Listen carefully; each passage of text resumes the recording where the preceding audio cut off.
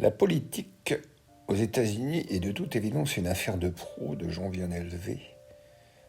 La politique US, en tout cas, ne laisse aucune place à la racaille. Elle est un domaine largement réservé à la profession juridique, avocats, magistrats.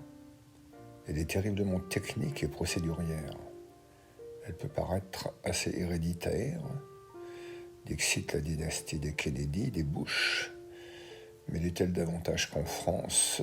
Je n'en suis pas sûr. Elle peut paraître complexe, tout en ne présentant pas de grand écart entre les deux partis qui se partagent le pouvoir depuis l'origine. Tout est affaire de nuances entre républicains et démocrates.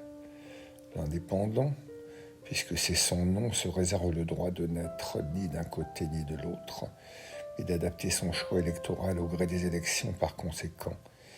Des candidats, tout est affaire de patience aussi. Aucun des accords ne remet jamais en cause les fondements de la Constitution.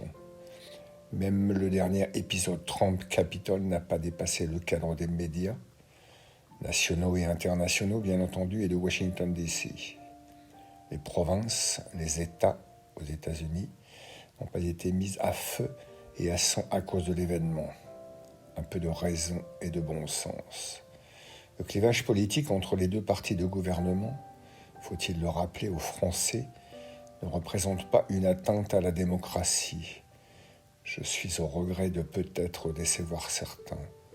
Ce n'est pas en tout cas mon approche quotidienne de la vie américaine. Il est de bon sens, m'est-il toujours apparu de ne pas se mêler de politique lorsque l'on n'est pas citoyen, c'est-à-dire étranger et par conséquent éduqué depuis le plus jeune âge dans les traditions et la culture ambiante.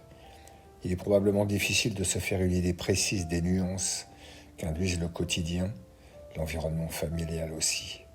Ce n'est nullement source de frustration, c'est seulement une chose pas si simple. Précision, l'Américain n'est pas raciste, xénophobe dans l'espace public, car c'est interdit par la loi. Dans l'espace privé, ce n'est simplement pas un sujet de société car il dérange, est fauteur de troubles et d'inconfort potentiel. En outre, l'attitude n'entre pas dans le code des bonnes manières. C'est à dessein que j'ai voulu introduire cette remarque en fin de paragraphe de la rubrique politique, car le sujet est éminemment politique et par conséquent abondamment exploité. Wokisme, cancel culture.